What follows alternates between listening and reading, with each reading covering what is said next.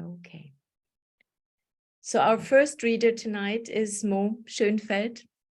Mo, who is joining us from Oxfordshire, is not only a poet and contributor of this anthology, but also the co-editor of this anthology. I think it's safe to say we've become friends during this collab. We loved working together, and that is why we're already planning to do it again. She read every word that was submitted, and also saved me from my messy self by creating folders and spreadsheets to make things more doable. I've actually learned a lot in that respect, so thank you, Mo. Mo is going to read 2 scenarios from the anthology for us. Welcome, Mo Schönfeld. Thank you. That was very, very kind introduction. The first scenario I have in the collection is in memory of my grandfather, Dutch Campbell, who had Parkinson's-related dementia. Hospital wing. King of one-liners. Old vaudevillian steel spotlight. Bellows reach back row. And the second poem is called Hiking Past. One small step for man. Sad eyes scan the icy street. Carer's sturdy arm. Thank you. And now I would like to just say welcome to all of you. It's wonderful to see so many familiar faces here, as well as some new people who I'm just meeting for the first time. I thank you all for taking the time to attend. It's really means a lot to us. I'm very honored that Anya chose me to guest edit Our Own Coordinates. She is a brilliant, deeply compassionate and skilled poet, and a kind, committed, and passionate editor. Working with her has been pure joy. And now we'll get to hear her read one of the 2 poems that she has in the collection.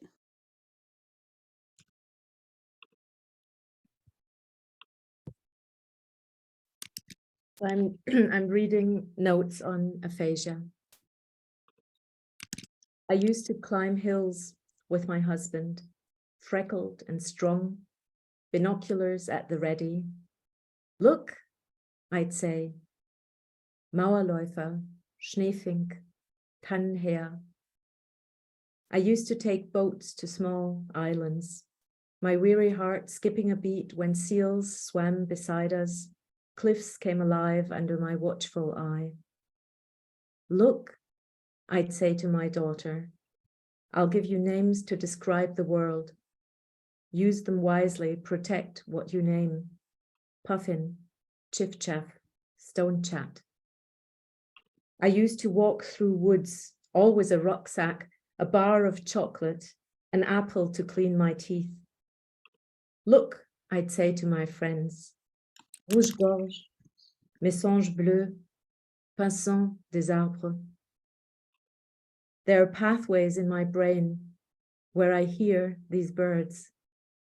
I know their names, the spell to make them real, but when I speak, they leave one by one relics of words, whispers, no language strong enough to hold them. Look, I say, a bird, beautiful.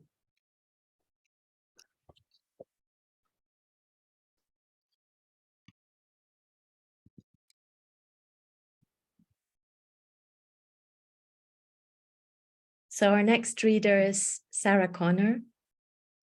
Sarah is joining us from Devon, where, among other things, she's just finishing the manuscript for her first chapbook with She Press. It will be published in spring this year, so remember to look out for that. Welcome, Sarah. Hi, everybody. Yeah, I'm very excited about the chapbook. I'm very excited about Our Own Coordinates, though I really struggle with it because every time I start reading it, I get really tearful and I have to put it away. And I think it's not even that it's a sad book. I think it's the love in it that really makes me tear up, because all of these poems are about love, I think, at the end of the day. Anyhow, This is your words.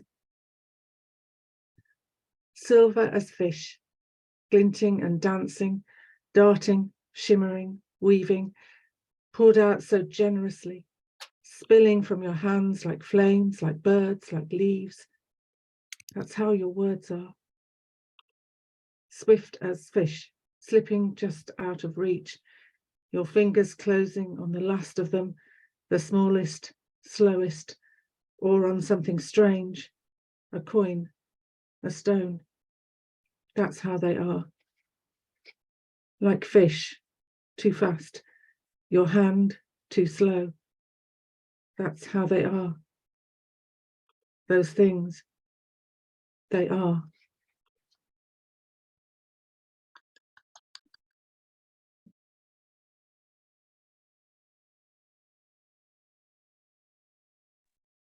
Thank you, Sarah. Our next reader is Giovanna McKenna. Giovanna published her first full collection, How the Heart Can Falter, with the Museum of Loss and Renewal last year. She's also one of the Flaming Flowers, a writing group that I'm part of, and a fierce editor and friend. Welcome, Giovanna. Hello, everyone. This is just such a beautiful space to be in. I can really feel that even though we're on Zoom, and the anthology itself has just brought so many things to mind for me.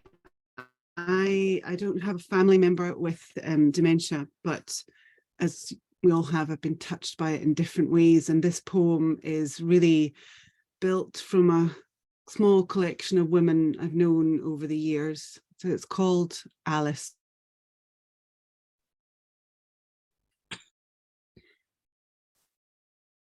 We are neighbours, she and I, 9 meters and 4 decades apart, connected by a washing line, full or empty, her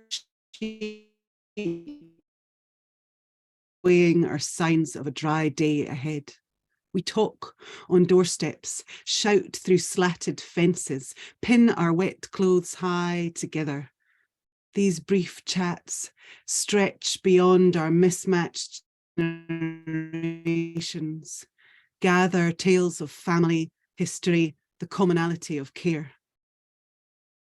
She is 80 plus, a great grandmother, a wife still. Brushes, wipes, cooks, dusts, while he sits in his glass-walled room and watches television. They have one each. Sunk hip deep in the quicksand of day, the work has ground a path through her very brain, dug deep into the grooves of her possible livings, held her here, firm with the labour of tending to others. She is losing the edges of her, fading away in the wash of a million meals made, floors cleaned, dirt swept, demands met. She has polished her character to a slick, dull shine.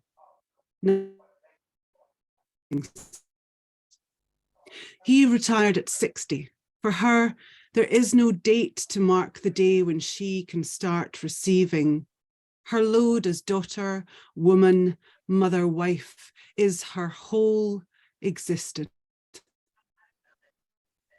She cannot manage, he confides, while spectres of a home that is not his begin to circle.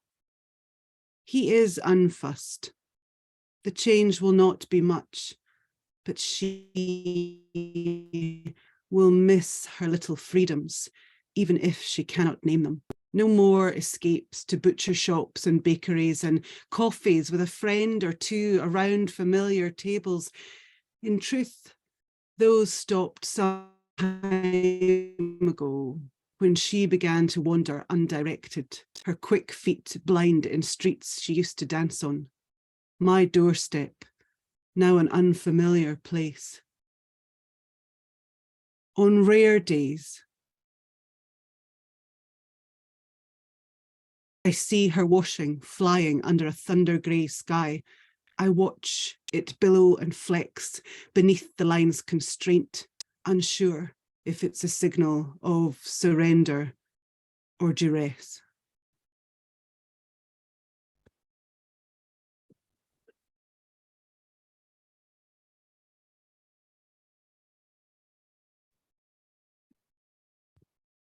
Thank you so much, Joanna. Our next reader is Jan Westwood. She's an English poet who lives in Wales. She was a teacher of English for 42 years and is currently the chair of the Poetry Club at the Poetry Pharmacy. Welcome, Jan. Yeah. Hello, everybody. It's great to actually see everybody as opposed to just the names on the page, and to hear your voices as well.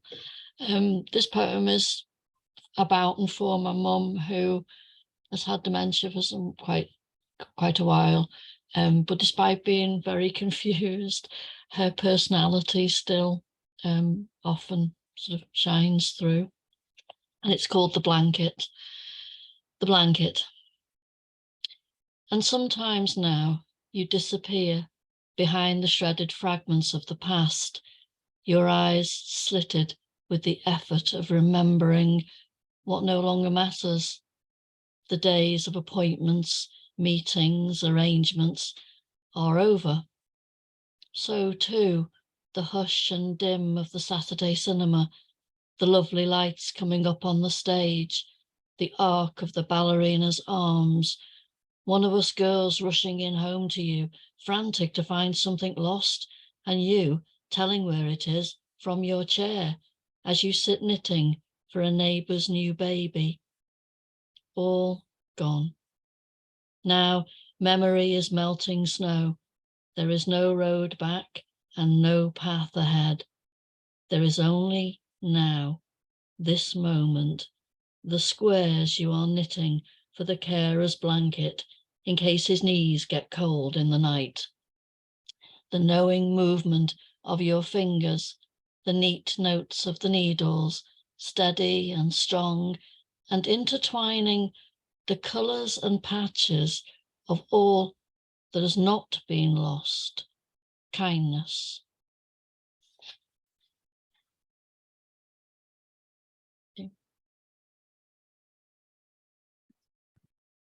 Thank you so much, Jan.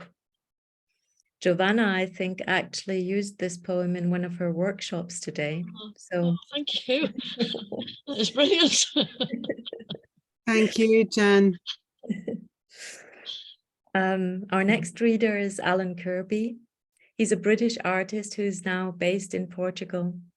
His artistic exploration of how memory influences our sense of self was recently published in an academic philosophy journal, and his work is included in Pattern and Chaos, to be published by Intellect in 2023. Welcome, Alan.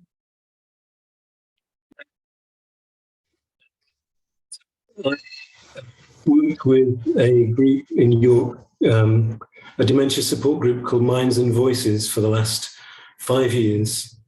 And during their meetings, they would hold up cards if they had something to say, which say, "I want to speak, please," written on them. And they always had so much to say. So the poem is called "I Want to Speak, Please," and the important words, the quotes, are all from members of the group, Minds and Voices. Peter and Rita, we've all got minds and we've all got voices. Elaine, smoky laugh. Eric, sidekick, sits stoic. Maria Elena, tiniest dancer, trailing glorious flames of anger. It's not contagious. Barbara, all woolen check coat and collar over her shoulder. We're still human beings. Clinicians put us in our coffins. They know, Bob and Sue, dementia is cruel. Once you're diagnosed, nobody bothers with you. Wendy, double doctor, double author, tandem skydiver, just let me try. Eddie, lifesaver, I'm normal inside. Alice, wild child, wild horse rider, and Brian beside her, cap wearer, straight talker, justified cursor. I'm frustrated. Bad days are lonely. There's Ron, she's Sheila, and over there, Penny. Never be ashamed. Yeah, we're still human beings. And Monica, Robin and Glenys, I'm me.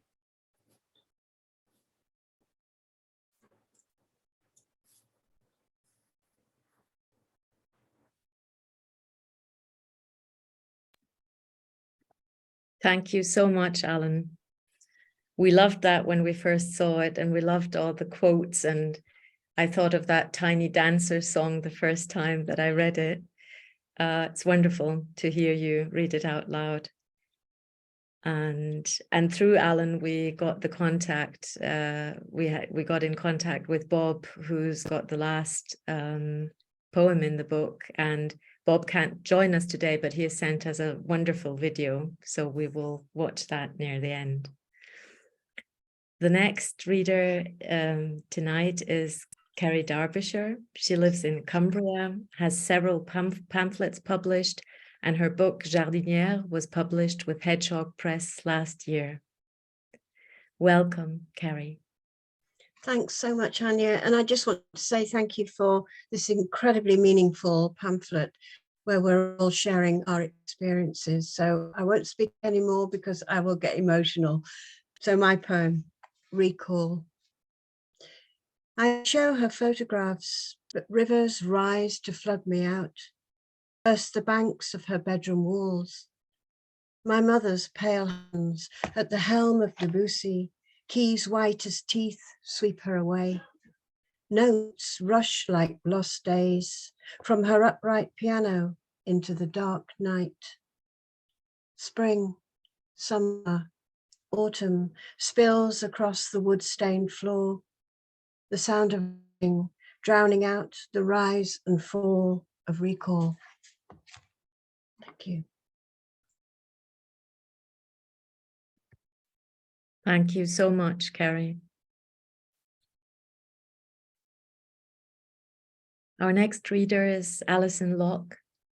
Her publications include 2 short story collections, a novella, and several works of poetry, the latest of which is Unfurling and was published in 2022. Welcome, Ali. Thank you. This poem is actually dedicated to my father-in-law who suffered dementia, and even towards the end of his life, he was somehow able to recite tracks of Milton's Paradise Lost, despite losing many other memories. And this is called Survival Patterns. From the shore, I see white splashes dotting the waters all around the bay, diving holes exploding at intervals, simultaneous or random. The gannets are plunging, no preening, no acrobatics, just straight in, their wings folded tight against their bodies.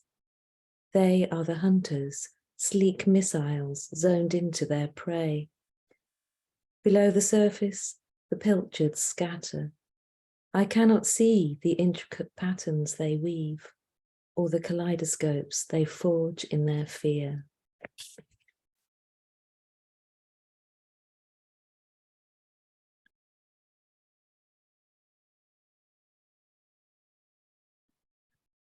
Thank you so much, Alison. Our next reader is Hilary Otto. She's an English poet based in Barcelona. Her first pamphlet, I don't know how to pronounce it correctly. Is it Zoetrope? Yeah, Zoetrope. Zoetrope is forthcoming with Hedgehog Poetry Press. Welcome, Hilary. Thanks very much. And thanks to you for all of this. It's so lovely to be part of it, as many people have said, but it's a very important topic and it doesn't get enough coverage. I also wanted to mention, Alan, that when I heard the name Glenys and read the name Glenys in your poem, because this is my mum's name and this is who this poem's about. So for me, that was very moving. This is mild cognitive impairment. The carer delivers the day on a tray with the medicine. Addled, my mother wakes, tries to persuade her limbs to change their shape. It is day, but which?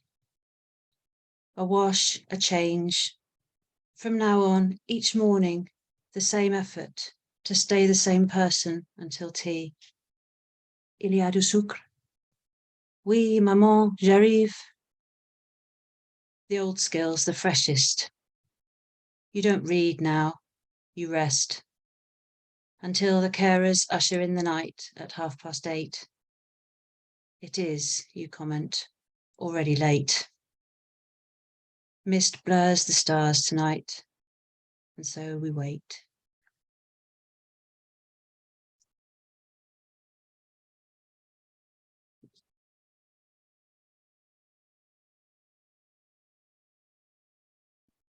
Thank you so much, Hilary. Our next reader is Merrill D. Smith. Merrill lives in southern New Jersey, and her full-length poetry book, River Ghosts, was published by Nightingale and Sparrow. Welcome, Merrill. And I think Merrill has Ricky at her side, if I remember the name correctly. It is Ricky. I think he's gone for a nap now. I think. Ricky's a cat, by the way, for anyone who doesn't know. Yes, Ricky the cat. Yes, he may be back later. Thank you for this whole thing, the anthology, this getting together and seeing everybody. It's really beautiful. I don't want to say too much either, because then I'll really start crying. Sorry about that. So this poem is called Sylvia, and that was my mother's name. The ocean catches her, holds her like a jealous lover. She escapes his grasp. Still, she hears the voice of her true love in seashell echoes, in the luring rhythm of ebb and flow, surf rush calling her. Her toes slide into the water, her ankles. She pulls one foot out. The waves caress, draw her back. Soon, she is hip deep in the water. Like a mermaid, she sings, but only the fish hear her song, and she is submerged, swimming toward her beloved. Thank you.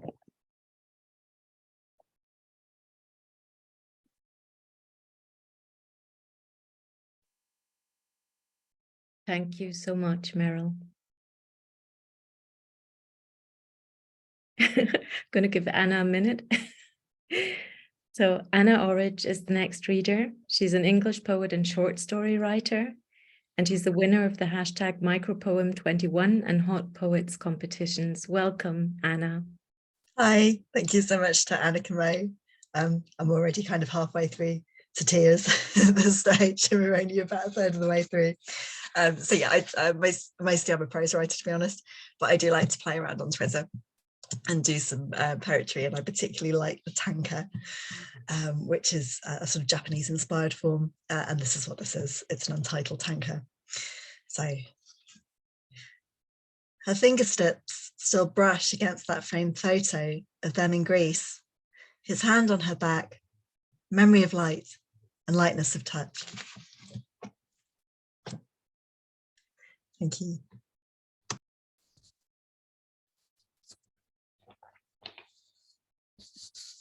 Thank you so much, Anna.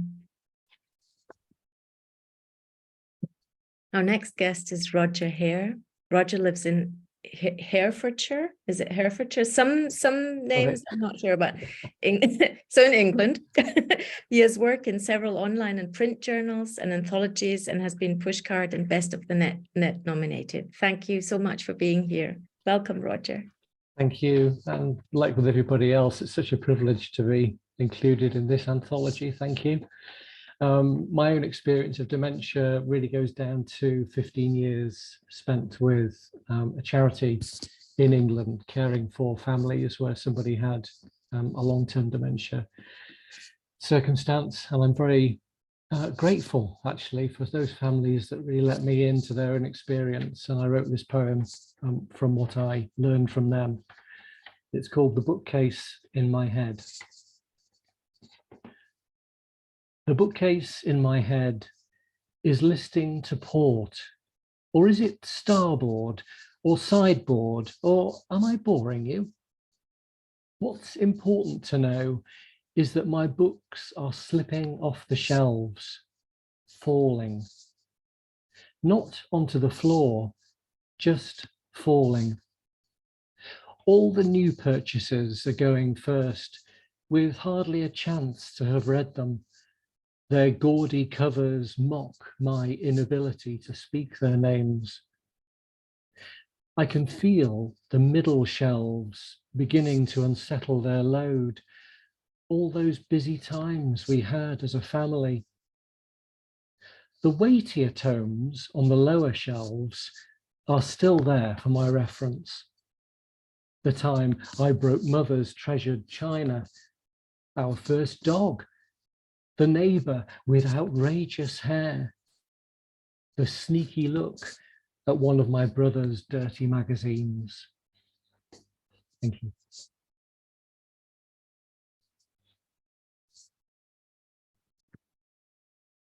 Thank you so much, Roger. I suddenly thought when I heard you saying that just now, that I didn't say anything about the poem I read, and I'd just like to do that a little bit belated. So my reason for doing this anthology was that both of my parents had dementia. My dad had Parkinson-related dementia with hallucinations, and so it was quite heavy. And then it turned out that my mum had dementia as well. So my mum is the one who did the image on the cover. She does art therapy in the care home she's in, which is not a great care home, but the art therapy is great. So I'm really happy about that, at least. And this she actually did when she went to an art class with a friend of mine. And she just sat down and did this. And the moment I saw it, I thought, I want this as a cover for a book someday. So yes, that was the reason why I did this, because I thought that there are so many people out there living with dementia. And also, of course, that means that so many families are dealing with it in one way or another. And after now, I think almost 6 years, I'm losing track now, to be honest. 6 years of being on call, more or less, with this whole dementia project of my own. I thought I need to do something creative with it and invite other people to put down their experiences and their pain and whatever moves them concerning this subject. So that was my reason for doing this. And I'm really grateful that you all trusted me with your words, because I know that it's a very special subject to trust someone with. So thank you for that.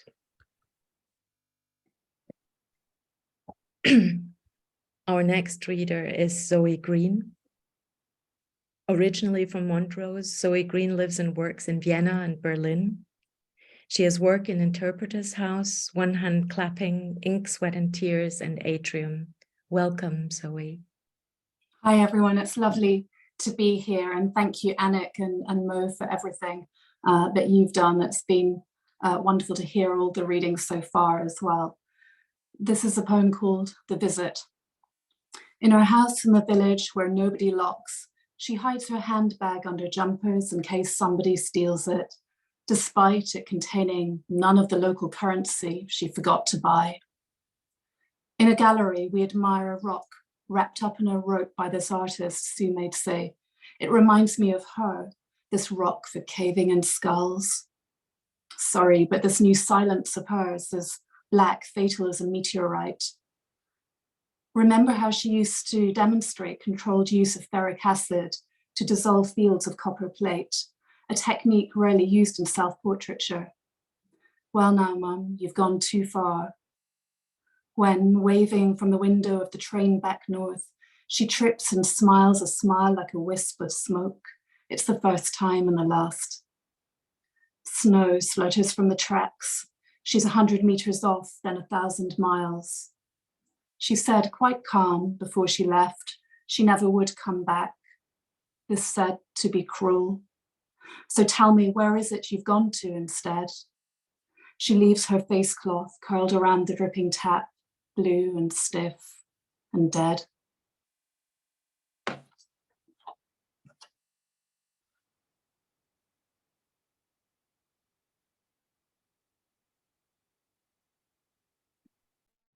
Thank you so much, Zoe.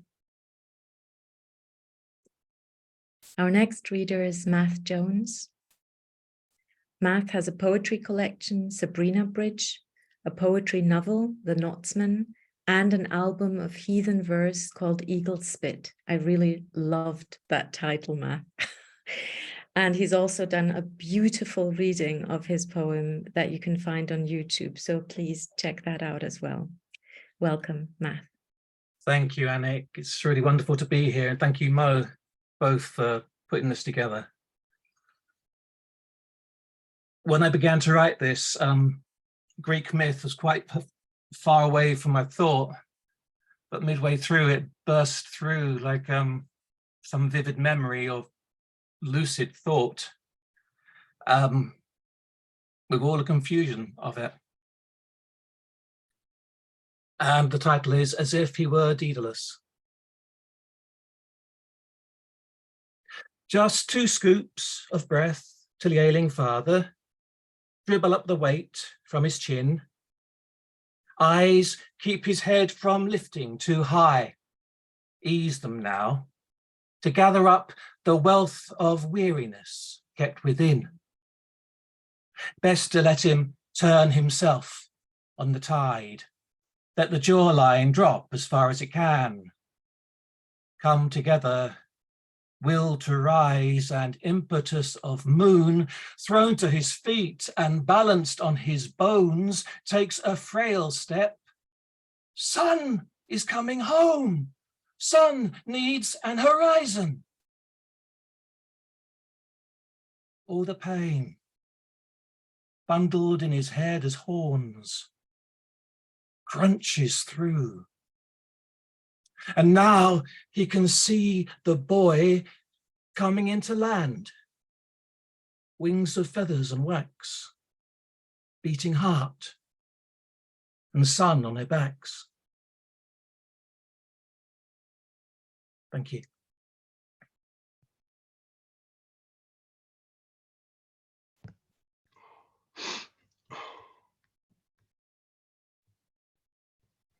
Thank you so much, Matt. Our next reader is Ivor Daniel. Daniel Ivor, sorry, lives in Gloucestershire, UK.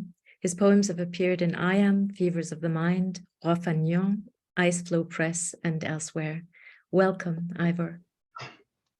Hi, thank you very much. It's lovely to be here, and I also have been really lifted by all the love in the collection. It's really wonderful. My poem is called On the Third Stroke.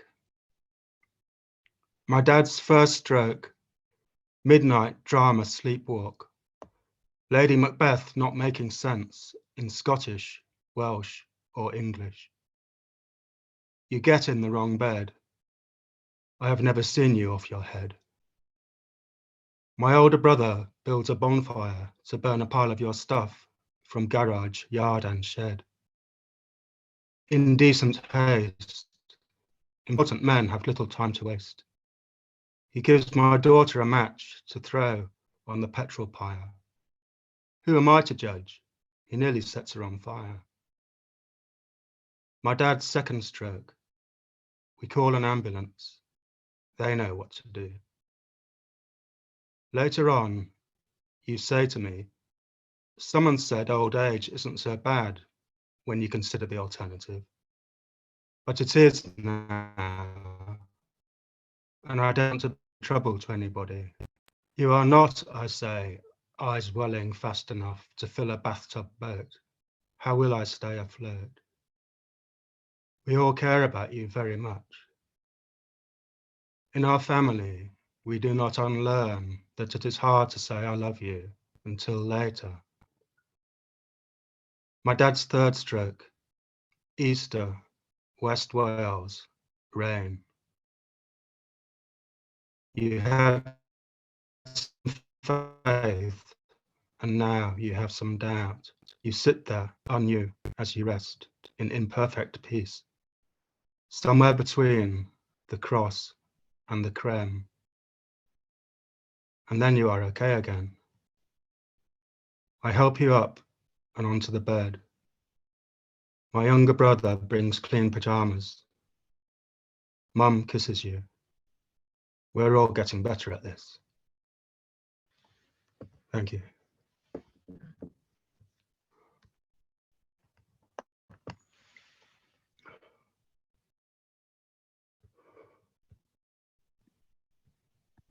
I needed a second. Thank you, Ivor. Sorry. Our next reader is Beth Brooke, who won the pre-submission competition we had on Twitter with her poem, "We Will Never Listen to Elvis the Same Way After Reading It." Beth has a book out with Hedgehog Press, A Landscape with Birds, and more books to come. Welcome, Beth. Thank you so much.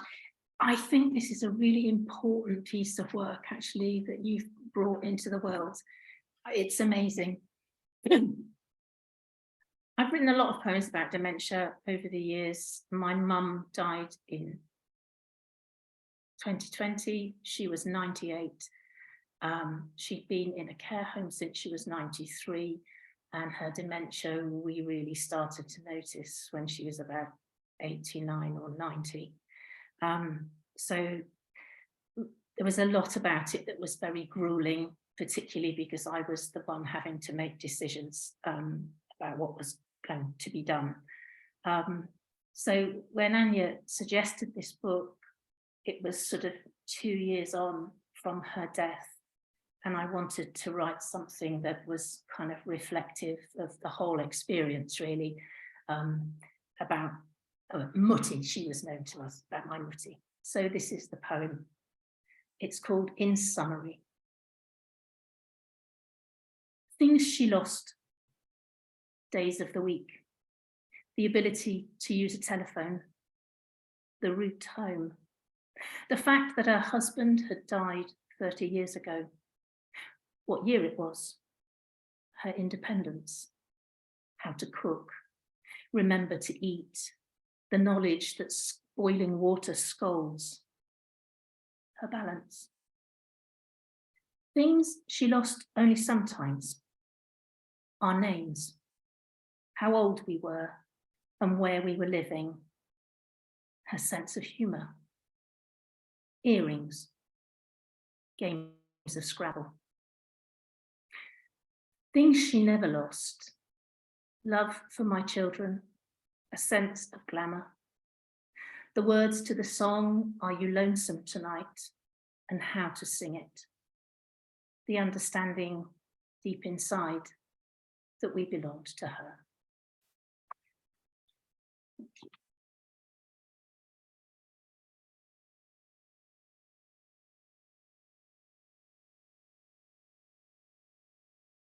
Thank you so much, Beth.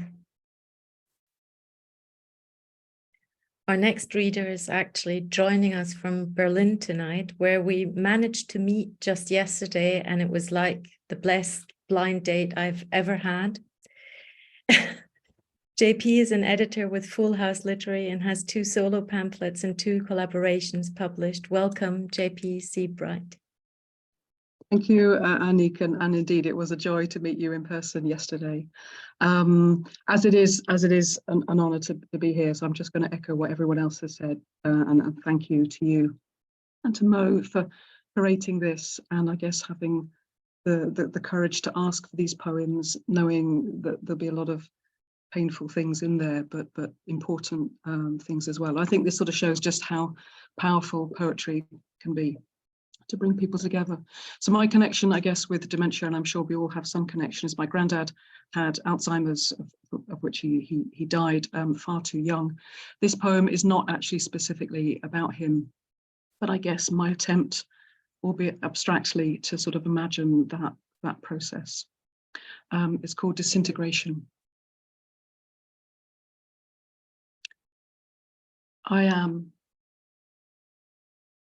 unraveling piece by piece, layer by layer, year by year, brick by brick.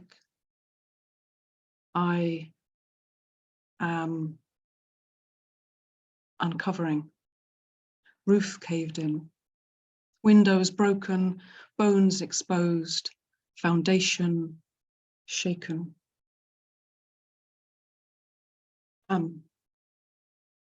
Imploding, slowly disintegrating under weight of time, whim of weather, avoidance of passers-by.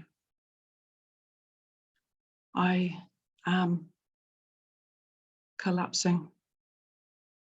This unreliable mind, dendrites detach, disconnected, silent, an abandoned building.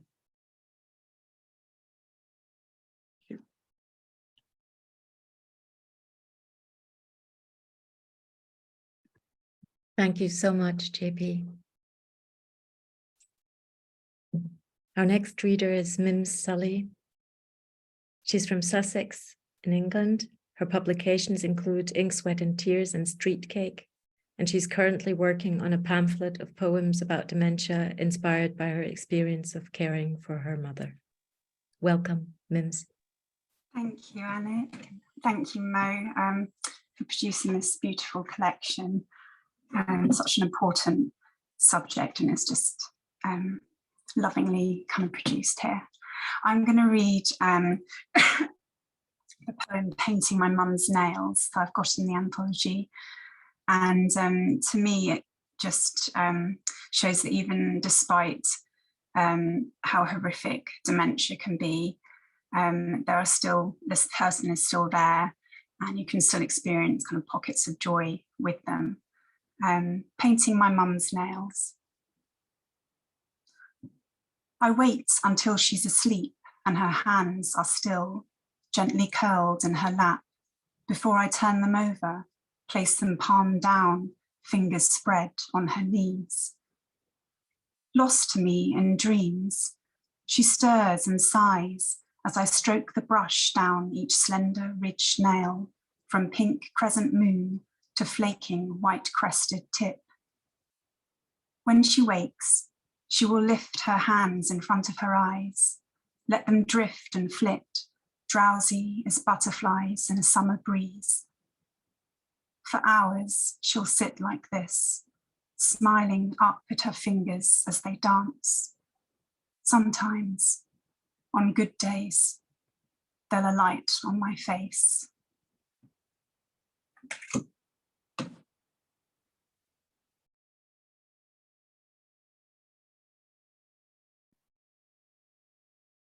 Thank you, Mims. Our next poet is Helen J. Aitken. She's a Yorkshire-born Northumberland dweller. She has written a collection of children's stories as well as a growing anthology of poems, and Bedside was written about her mum. Welcome, Helen. Thank you, Anik.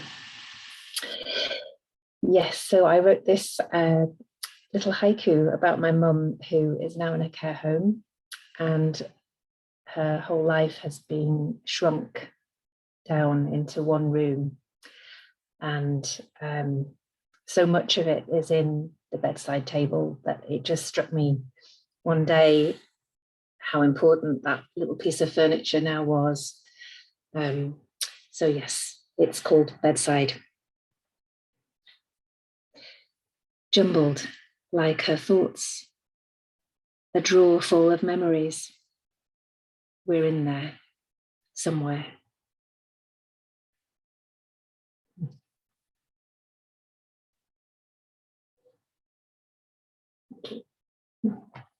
Thank you so much, Helen. We loved that right away when we read it the first time, because it just says everything and it's so relatable and recognizable. Thank you so much. Our next reader is Shannon Clem. Shannon is an elusive poet rumored to live in California.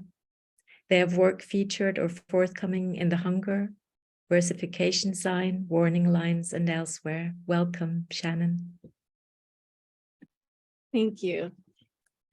I'd like to dedicate this poem to my grandmother who had dementia. She passed quite a few years ago. We were very close.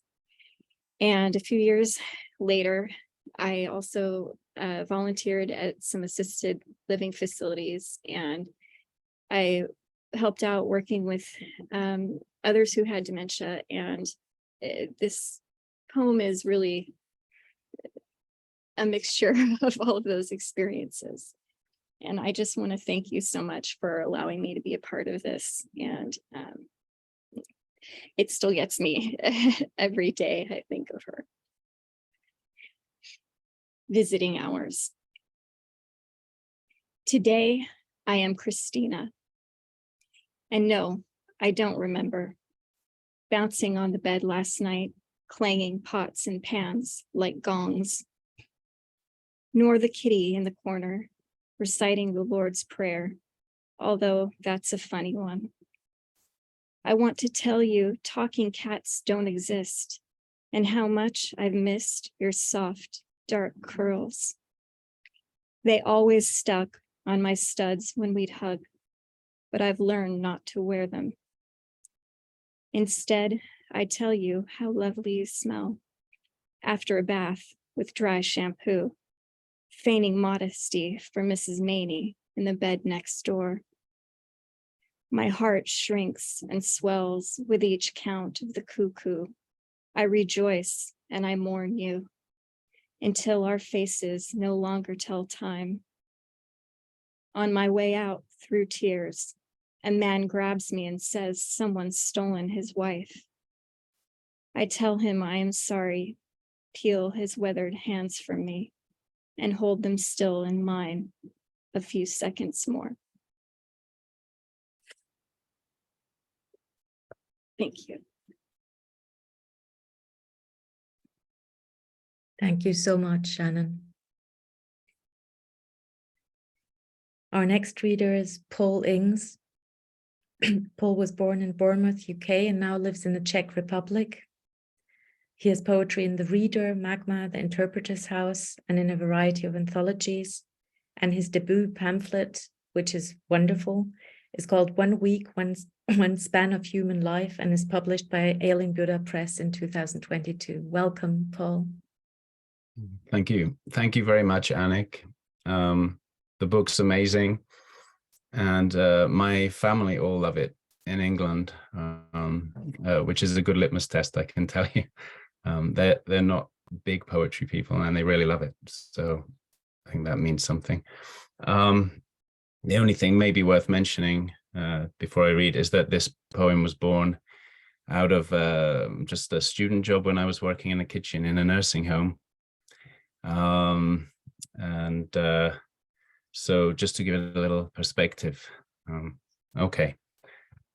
So placing a breakfast tray before Florence, a beaker feeder and liquids only resident.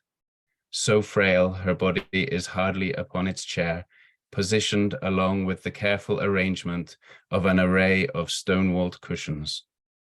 Her glowing head is leant back and rests, face upwards at a tilt to the side, experiencing the scene at the window.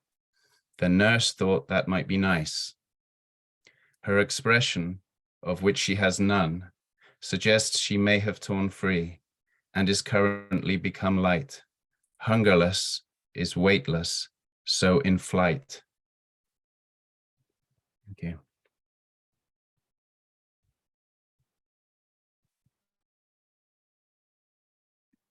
Thank you so much, Paul. And we're moving from one Paul to another Paul. So the next reader is Paul Brooks. He's a shop assistant, writer, and interviewer, edits the Woolwell Rainbow. A lot of you will know him already. He has published several books, the newest being These Random Acts of Wildness with Glasshead Press, and Othernesses, which has just come out with Jane Cornwell's Studio Press in 2023. So I think just in February it came out. Welcome, Paul. Thank you. Thank you, Mo and Anik, for this opportunity to release both emotions and the opportunity to share them. It's very rich and emotional. I think it's very vital. This is about my stepmom, who is at the moment has got severe Alzheimer's and is a lockdown facility. So I visit her every other week. Sometimes I get communication, sometimes I don't, but this is as if it's from her perspective. It's called I Find Myself. How did I find myself here, a spindrift? Not enough tea in this, it's just water. Sugar, can you put more sugar in it? What's your name? Thank you, that tastes much better. I need the tea. Can you help me? Always somebody screams in here. You like me at? I need the loo. Where are you going? Away? Oh, I know her, she's nice. Yes, love. Toilet. She's screaming again. I'm going to lie down on my bed now, love. Will you stay with me? Your clothes no longer fit. You need to buy me more. They aren't so tight. I like pretty. Carried coal on his back, me father. Water's edge or earth's end, which is kinder. Thank you. Thank you so much, Paul. And we've already arrived at our last reader. The last person reading for us tonight, even more virtual in the virtual room, is Bob Long. Bob is an ex-primary school head teacher who has always loved writing in all its forms. He now lives a good life with dementia and enjoys writing as a way of expressing his thoughts and feelings. He can't be here tonight, so he very kindly made a video for us to share. So let's hope I'm tech savvy enough to manage that. Here's Bob Long. It will take a few. Thoughtful Reflections for Every Day by Bob Long. No, please don't ask me to reflect the itinerary. You can't expect me to describe those have-been dones. They come and go like moons and suns. I know I've been in a thoughtful place. My feel-good holds the warm embrace that tells me of the moments, yes. My mind still delves for more, not less. Of course I wish the gift of mind that seeks its way to keenly find the here, the now, the way, the why. I won't opt out. I still do try to find the sense in all I see, to know again the me of me. Yet, sad to say, my argument is usually lost. My what and why sent to oblivion. My oh, I've got it, up and gone. Then, as usual, let me lie beside my me, and I shall try my best to rise and shine in light. But until then, sweet dreams. Good night.